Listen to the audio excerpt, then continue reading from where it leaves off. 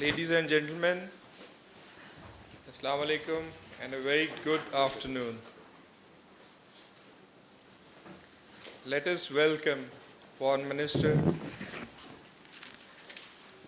Let us welcome Foreign Minister Annalena Baerbock on her first official visit to Pakistan, joining Foreign Minister Bilawal Bhutto Zardari for this joint press stakeout. Pakistan and Germany, as you are aware, are close and good friends of long standing. Last year we celebrated 70 years of establishment of our diplomatic relations. The two ministers have just had an extensive exchange of views covering the whole range of issues, from bilateral cooperation with a particular focus on economic relationship, trade and investment, to discussion on regional and global issues of common interest, from climate change to democratic values, to governance, to international rule of law, to the situation in Afghanistan, the humanitarian and economic crisis there, and to the situation in our own region, South Asia. So let us have the two ministers interact with you, and I would request Foreign Minister Bilawal Bhutto Zardari to start with his opening remarks. इजाज़त है आप channels की तरफ से कि हम शुरू हो जाए? Okay. जी, बिस्मिल्लाहिर्रहमानिर्रहीम, अस्सलाम वालेकुम. Good afternoon, members of the media, ladies and gentlemen. We have the honor to have here with us the Foreign Minister of Germany, and I welcome you on your first visit to Pakistan as Foreign Minister. Pakistan and Germany enjoy a long-standing, cordial relationship marked by mutual respect and close cooperation. We are partners within the EU context as well. The two countries have had regular interactions in the recent past, and this reflects the resolve of both sides to deepen our consultations on issues of peace and stability in the region and to work closely for the promotion of bilateral relations. Germany is the largest trading partner of Pakistan within the European Union and also the fifth largest export destination for Pakistan internationally. Germany is one of the few countries with which Pakistan has a positive trade balance. Last year, Pakistan's exports to Germany stood at $2.5 billion, and imports from Germany were $1.3 billion. And Germany is the seventh largest foreign direct investor in Pakistan, with 35 German companies investing in Pakistan with a total investment of US dollars 380.5 million. Foreign Minister Baerbock and I discussed our bilateral ties, which completed 70 years in 2021. We are pleased at the exchange of a number of ministerial level visits, which gives an opportunity to review bilateral cooperation, as well as exchange views on regional and global issues. We discussed ways to enhance our existing cooperation, particularly in the areas of trade and investment, climate change, defense, and people-to-people contact. We hope soon to inaugurate the Consulate General of Pakistan in Munich to facilitate our large Pakistani diaspora. We also had a detailed discussion on Afghanistan, emphasizing the grave humanitarian situation being faced by about 40 million Afghans. Pakistan's policy is clear. We support a peaceful and prosperous Afghanistan, contributing to stability and regional connectivity. It is our hope that the Afghan authorities would be responsive to the international community's expectations regarding inclusivity, respect for human rights for all Afghans, including women, and take effective actions against terrorism. For its part, the international community must be actively engaged in preventing a humanitarian crisis. We also believe that the release of Afghanistan's financial assets would be crucial in stabilizing the economy and giving it sustainability. This is all the more important as the world's attention and resources are currently focused on the Ukrainian crisis.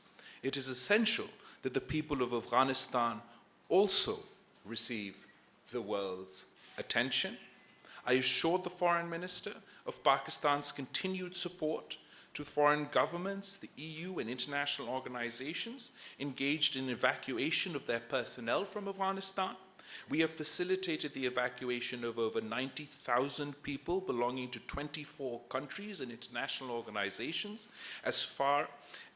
so far in the earlier phases. The ongoing conflict in the Ukraine was also discussed. Pakistan has continuously emphasized the principles of the United Nations Charter, including self-determination of peoples, non-use or threat of use of force, respect for sovereignty and territorial integrity of states, and peaceful settlement of disputes. Pakistan remains concerned about the well-being of the Ukrainian people. Reports of civilian casualties, massive outflow of refugees, and internally displacement of peoples are disturbing. In solidarity with the people of Ukraine, Pakistan has sent 4 plane loads of relief assistance, including medicine and food items. The Ukrainian conflict has shown how interlinked today's world is, as ramifications of a conflict on the European continent are being felt in Pakistan in the form of rising fuel and food prices. Since the conflict started, we have been in regular contact with the leadership of Ukraine and Russia, as well as the European Union and other European partners, urging continued dialogue and diplomacy in the pursuit of peace. We once again emphasize the indispensability of the immediate cessation of hostilities and constructive engagement. Pakistan fervently hopes that a solution would be found through dialogue and diplomacy at the earliest possible. We also discussed the continuing human rights violations in Indian-occupied Jammu and Kashmir, the rising tide of Islamophobia across India, and risks posed by the developments for regional as well as international peace and security. In the latest incidents, derogatory remarks made by 2 senior officials of India's ruling BJP party about the Holy Prophet, peace be upon him, deeply offended the sentiments not only of Muslims in Pakistan, Muslims within India, but Muslims across the world. And I emphasize that sustainable peace in South Asia remains contingent upon the peaceful resolution of the Jammu and Kashmir dispute in accordance with the relevant UNSC resolutions and the wishes of the Kashmiri people. Pakistan has close cooperations with Germany in a number of areas, and we desire to expand it further to other areas of mutual benefit of our 2 countries. I conclude by thanking the Foreign Minister for her visit, and I look forward to continuing to work with her towards regional peace and for further deepening our bilateral ties. I will now give the floor to the Foreign Minister of Germany. Ladies and gentlemen, Excellency, dear colleague, thank you very much for the friendly and warm welcome here in Islamabad. We are meeting today in a time of multiple crises. The Taliban, as you have mentioned, have brought incredible suffering and hunger to the people in Afghanistan. But the crisis has consequences far beyond its borders, and no country has felt the impact more severely than your country, than Pakistan. Furthermore, Russia's invasion of Ukraine is not only threatening the foundations of our international order, Russia's restriction on wheat exports and its siege of Ukrainian ports have sent food prices skyrocketing. Few countries import more wheat from both Russia and Ukraine than Pakistan. And the climate crisis is the biggest threat and the greatest challenge for humanity as a whole in the 21st century, and it is affecting our countries already. These crises mutually reinforce each other, and therefore we cannot deal with them separately, but we must tackle them all at the same time. We have to work together and support each other, and this is also why I'm here today. Today we discussed at length the situation in Afghanistan. Over the last years and decades, millions of people fled Afghanistan in search for a better and safer life.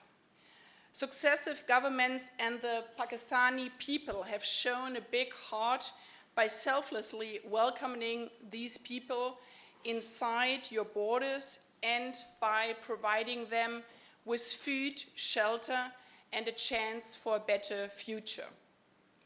I know that this was not always easy. It is an enormous task that Pakistan is shouldering on behalf of the whole international community, and it deserves our solidarity and support.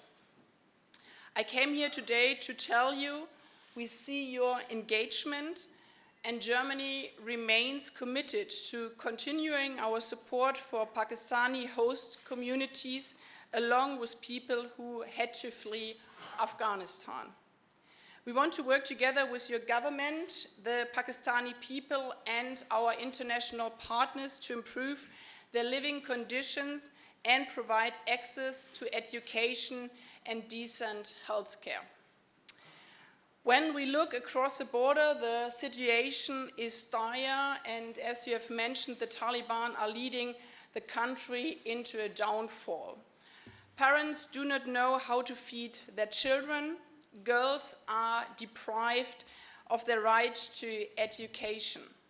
Women are almost excluded from participation in public life. Dissenting voices are brutally suppressed. The economy is grinding to a halt. The international community must stand united and together tell the Taliban loud and clear, you are heading in the wrong direction. As long as they go down this path, there's no room for normalization and even less for recognition of the Taliban as the legitimate rulers of the country. At the same time, we will not forget and we will not abandon the people of Afghanistan. It is not the fault of the people that the Taliban government overthrew the government and since then have tightened their grip on the Afghan society. We will continue to provide humanitarian aid and support the people who need it the most, especially women and girls who suffer more than anyone else under the Taliban's rule. And there's another important personal concern to me. Afghans who have worked for German institutions or committed themselves to the democratic cause and human rights deserve our protection. Pakistan has been our closest and most reliable partner in this regard. Through our close cooperation over the last months, more than 14,000 Afghans who are particularly at risk could travel via Pakistan to Germany to start a new life in safety and without fear. So most of all, I'm here to say thank you. Thank you to Pakistan, thank you to the Pakistani people. We are really grateful for all the support you have given us. I very much hope that we will continue our successful cooperation and find ways to help those still remaining in their difficult situation. These past months have shown how much we can achieve when we work together, and I hope we can apply this to other areas and deepen and strengthen our bilateral relations. As I said in the beginning, we cannot deal with the different crises separately. They are interlinked and we have to work together. Russia's war of aggression sets a dangerous precedent, not only for Europe, but for the whole world. Our world will be a much more dangerous place if the law of the strongest applies and not international law. Therefore, we all must stand by Ukraine and defend its territorial integrity and sovereignty with words and actions. When it comes to the climate crisis, we are all living in the same house and the roof is already on fire. We are running out of time and have now to act. Both of our still relatively new governments have made this topic a priority. And I hope that Pakistan, as G77 chair, will participate at the Petersburg Climate Dialogue, which we are co-hosting with Egypt in July in Berlin. Last year, Germany and Pakistan established a joint climate and energy partnership. We want to build on this partnership, move forward with the energy transition, and lift our bilateral climate cooperation to the next level. We also discussed opportunities for increased trade and investment between our countries, particularly in the field of renewable energy. I'm convinced that successful economic integration depends on common values and standards. That is why, with regard to EU trade preferences, full implementation of human rights commitments is crucial. I will also have the opportunity to discuss this with civil society representatives later today. Experience shows in your country, in my country, that women's rights are an important indicator for the state of human rights and for well-being in a society as a whole. That is why I'm looking forward to visiting a police station focused on combating gender-based violence tomorrow. Dear colleague, Excellencies, faced with multiple crises, we only have a fighting chance if we exchange ideas, discuss openly and frank, and cooperate closely. I'm optimistic that our meeting today has laid the groundwork for our successful cooperation in the future, and thank you again for the warm welcome here in Islamabad. Thank you, Foreign Ministers. The Ministers would have time to take a couple of questions. I propose to take questions of our colleagues from Germany and Pakistan. And let me start by giving the question to a gentleman on the right. Please introduce yourself and also to whom you are addressing the question. Yeah, my name is Jörg Lang from a German press agency, DPA, and the first question goes to Ms. Baerbock. What can be done to help the people of Afghanistan while increasing pressure on Taliban at the same time? And the second question to Mr. Sardari, Al-Qaeda can once again operate from Afghanistan. So what can Pakistan do about it to fight the terrorism in Afghanistan? Thank you. Thanks for your question. It is crucial that the Taliban hear the same message from all of us, and that's why we discussed the situation in Afghanistan very extensively. We are facing a humanitarian disaster, and this is also why we, both countries, continue to provide humanitarian aid, because we cannot let people starve. But anything else above humanitarian aid must be strictly conditionalized.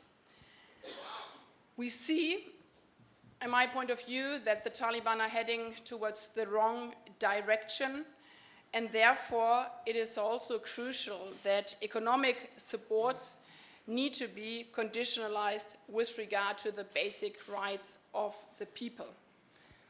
But this is also part of foreign policy.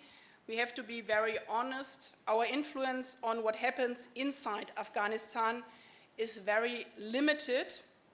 It depends on the Taliban making rational choices in their own economic interest, and that is not what they are doing right now, and therefore we are supporting the people of Afghanistan with humanitarian relief and bringing out those who are endangered by their life.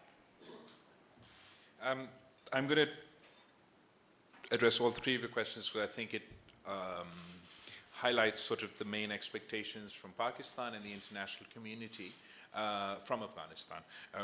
One is dealing with the humanitarian economic crisis, and then, as you said, terrorist activity from Afghanistan vis-a-vis Al-Qaeda. We have in Pakistan been facing the brunt of terrorism and extremism over the past many decades, and so have, of course, the people of Afghanistan. It is in our interest and in the world's interest that there is a peaceful and stable Afghanistan that does not have its soil used for terrorist activities within the international, within the region or anywhere else in the world. There are questions as far as the capacity of the new regime to tackle this problem, and it is important for us to engage with them,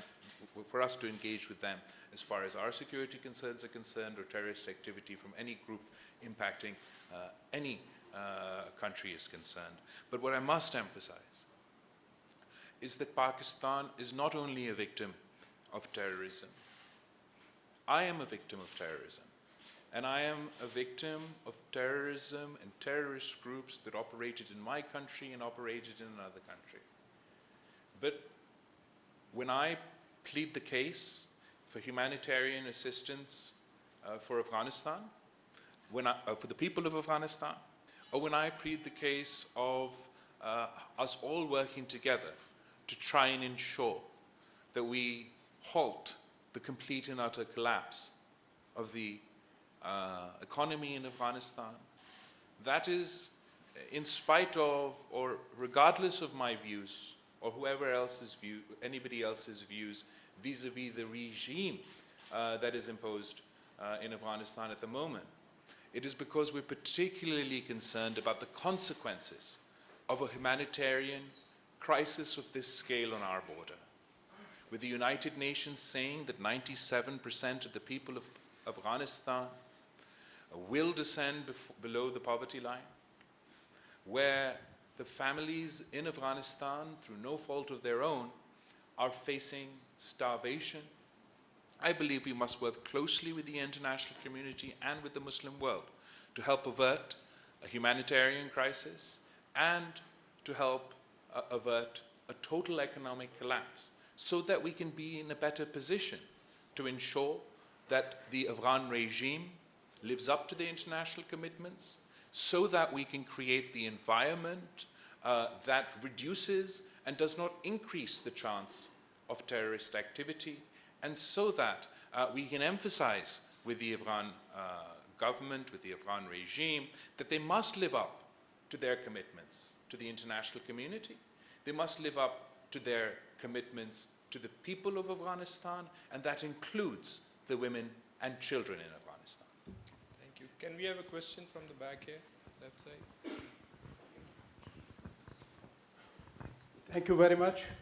This is Shaukat Television.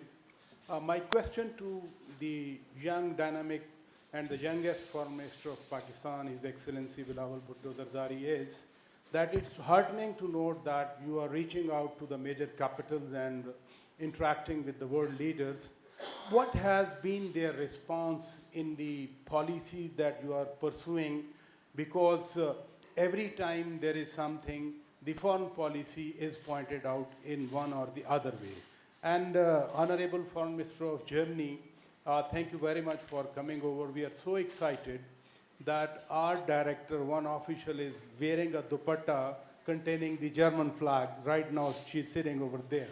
My question to you is, you repeatedly talked about the international law vis-a-vis Ukraine, but what is the applicability of the international law, humanitarian principles, in case of Kashmir?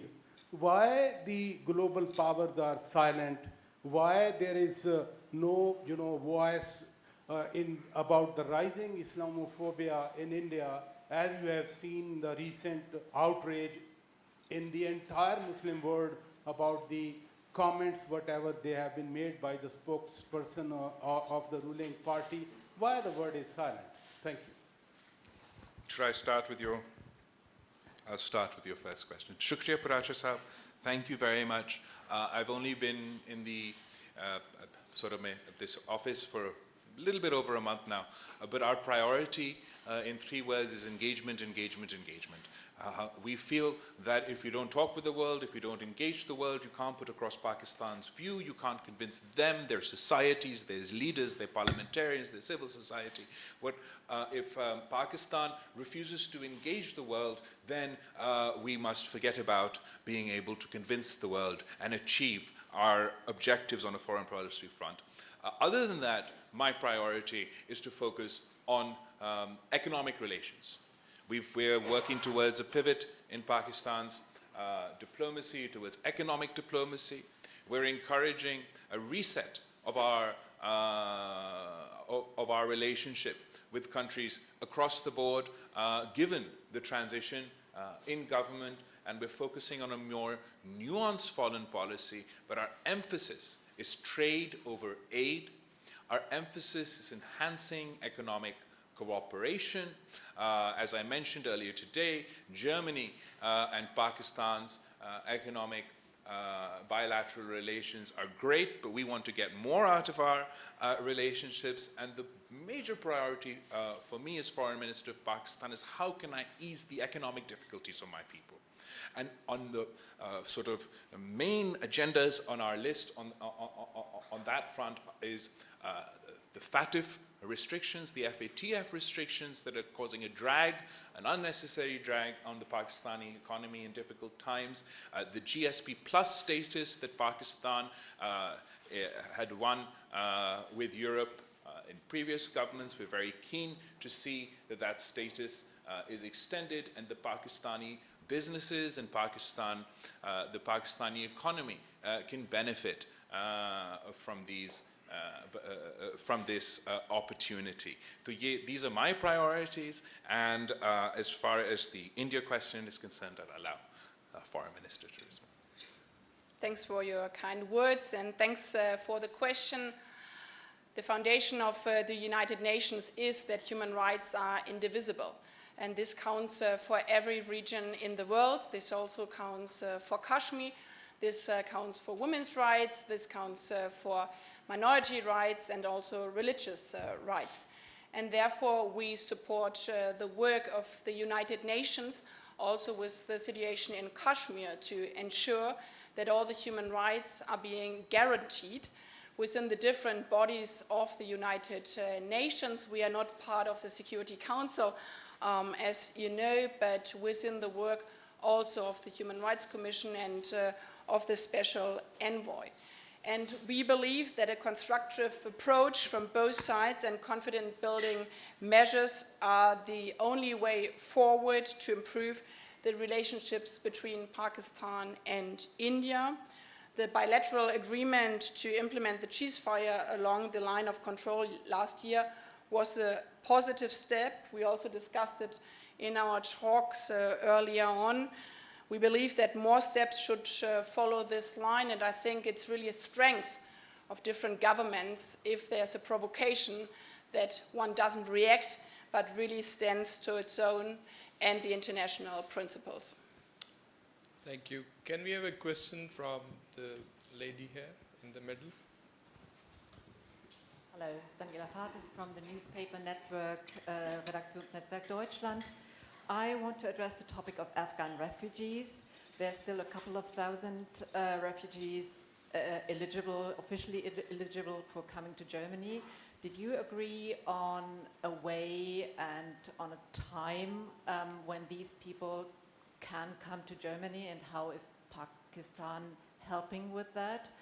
Could they all be transferred, by example, through Pakistan?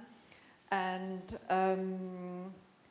Also, sir, what do you expect in exchange from Germany for helping in this issue? And Ms. Baerbock, humanitarian organizations do criticize that the conditions for being able to come to Germany for Afghans are too strict, are too narrow.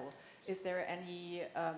Are there any plans to widen these possibilities?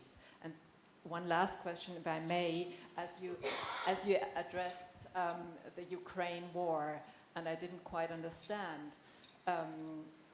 what you were saying. Is Pakistan now condemning Russia's attack on Ukraine? And do you ask Russia to withdraw its troops? Thank you for your questions. I'll start with the Afghan refugees. Pakistan has a long history in hosting Afghan refugees and helping with the refugee crisis as a fallout of the first conflict, and unfortunately the threat of a major refugee fallout not only for Pakistan but for the international community if the humanitarian and economic crisis increases is extremely grave. We've been from day one, from before the fall of Kabul, after the fall of Kabul, and up until this point, we're working with many countries within the EU, the international community, and anyone and everyone really who are working around the clock to either get their citizens or those who worked with them to their countries. And we're hoping that the third phase of our for these transit refugees from Afghanistan to Germany will happen very, very soon. And at the moment, as we speak, I believe that there's something, there's a procedural, the summary on this issue is being circulated in our cabinet, so it should be only a matter of time that we can move forward on the third phase of the transit Afghan refugees. As far as what Pakistan expects in exchange, we expect nothing. In exchange from the EU or Germany, we're doing this on the basis of what we feel is our responsibility to the international community and to the people in Afghanistan who faced a whole host of issues, and we want to do whatever we can to mitigate their difficulties. What I would say to the German media, to the German people, to the European people, is to remember, to understand, recall, and highlight the fact that Pakistan not only now is playing an outsized role as far as mitigating the humanitarian crisis in Afghanistan, despite our own economic foes.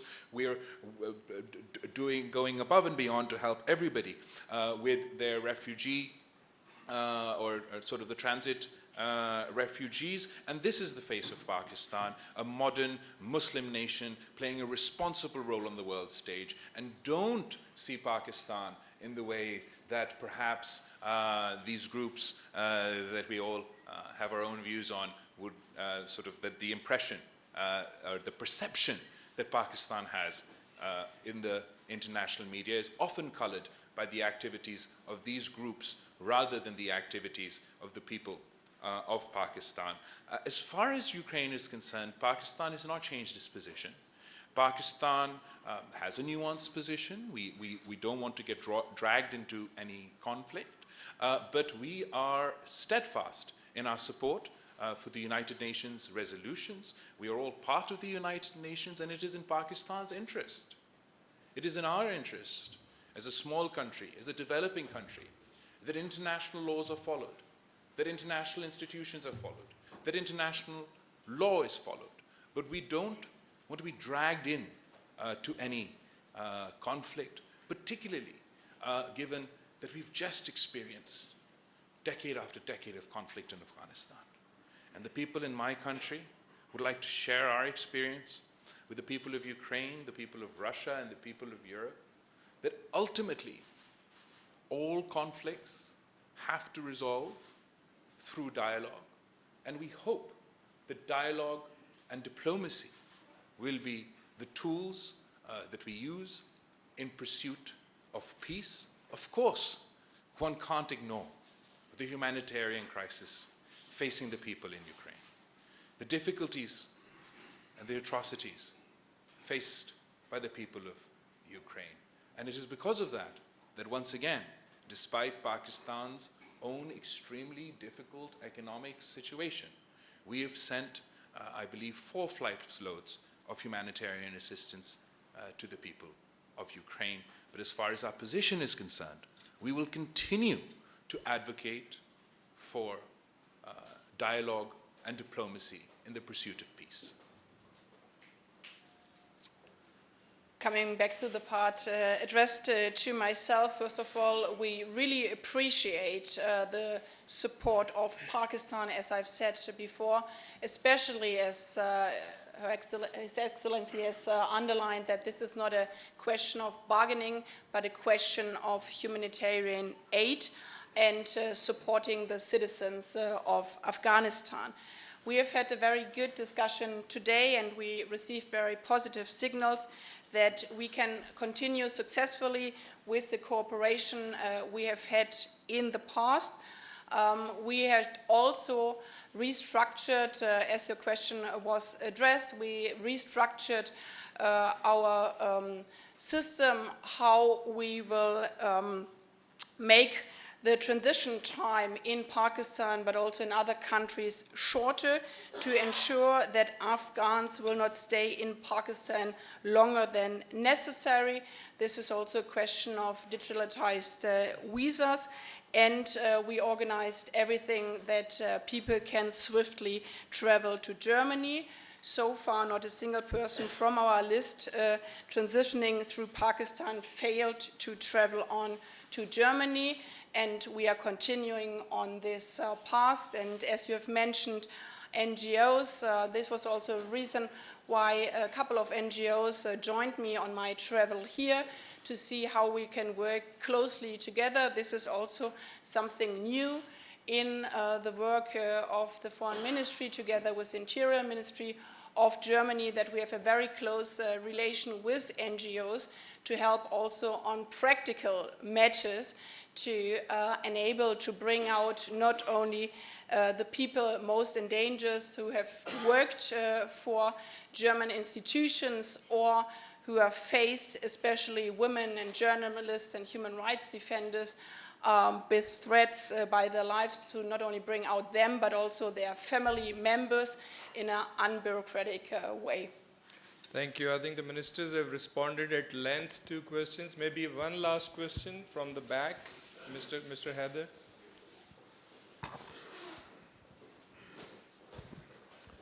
Thank you, Mateen Heather, GTV. Question to Foreign Minister Bilawal Bhutto Zardari. You said that it's a time to pursue diplomacy and to resolve conflicts through peaceful means. So the first question is in the context of regional peace. And you have said you have more than 1 month in power and taking so many initiatives, economic and other.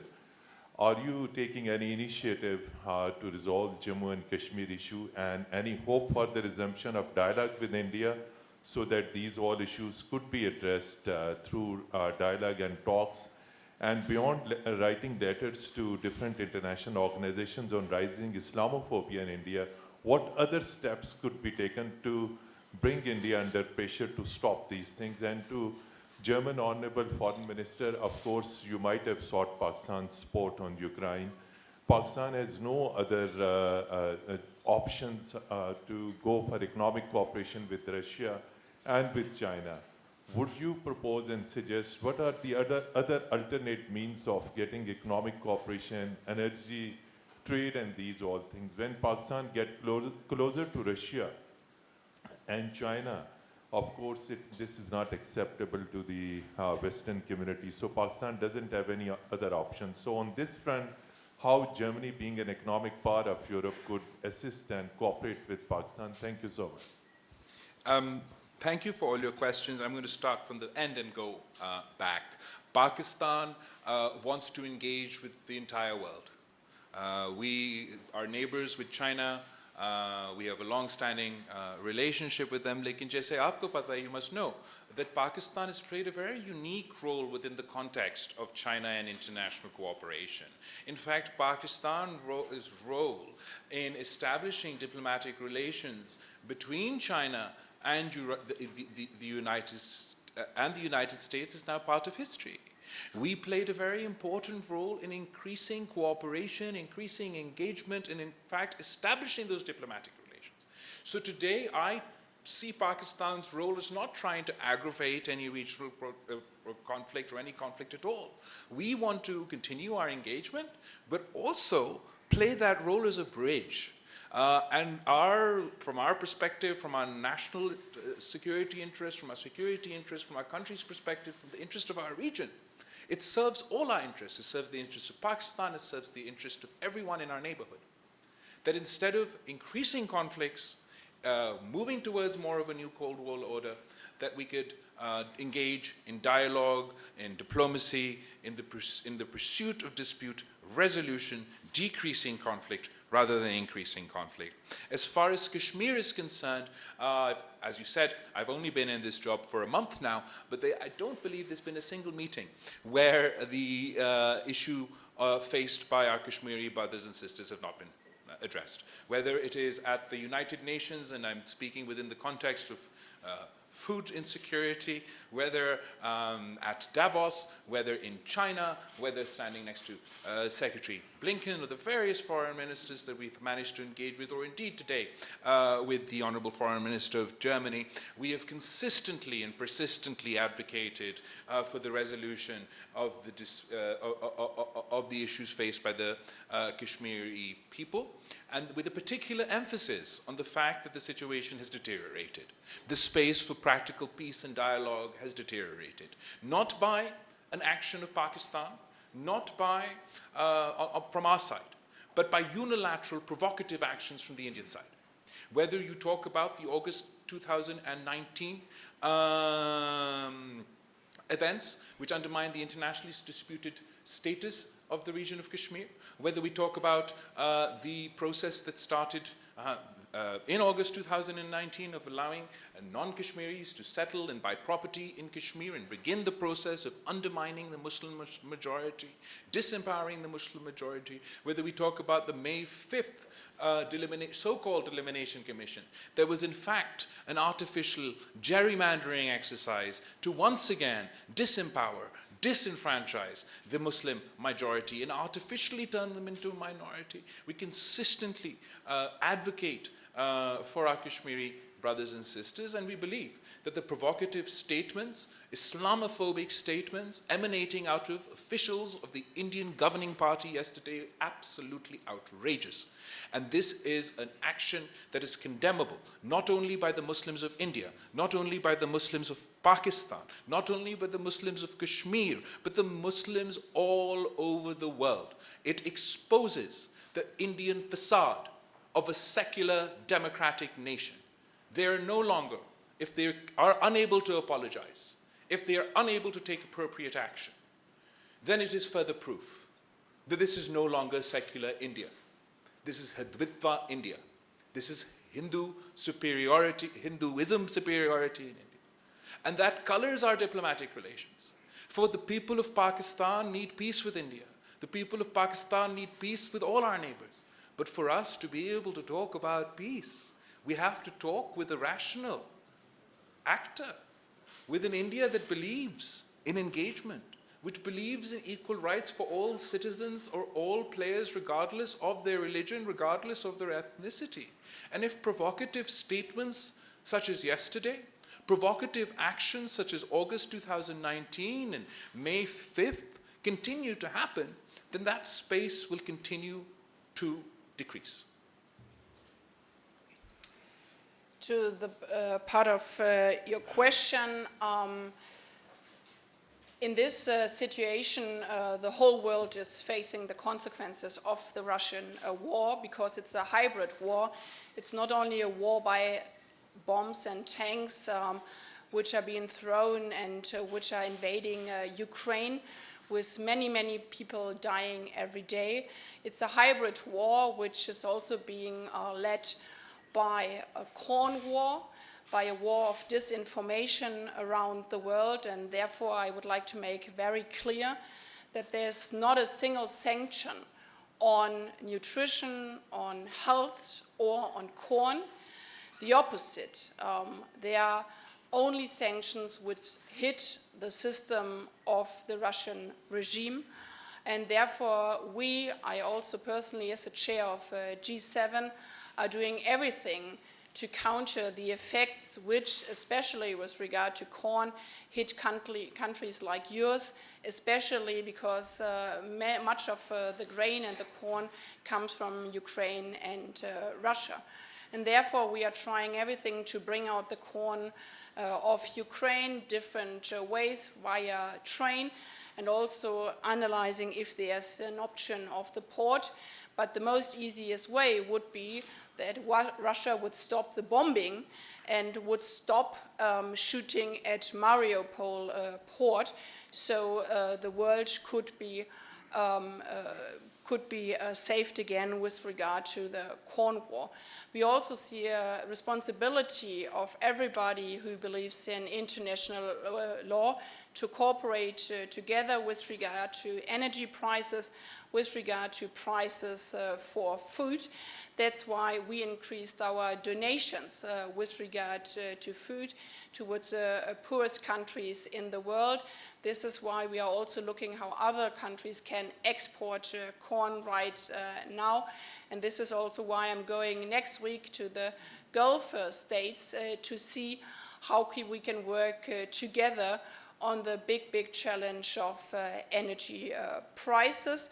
But also here, as in other situations, if we have all the same message towards Russia, underlying that the easiest way to end this war in Ukraine, but also the consequences, would to end the breach of international law by bombing Ukraine. Thank you so much. Thank you for your cooperation. Thank you, everybody. Bahut shukriya aapka.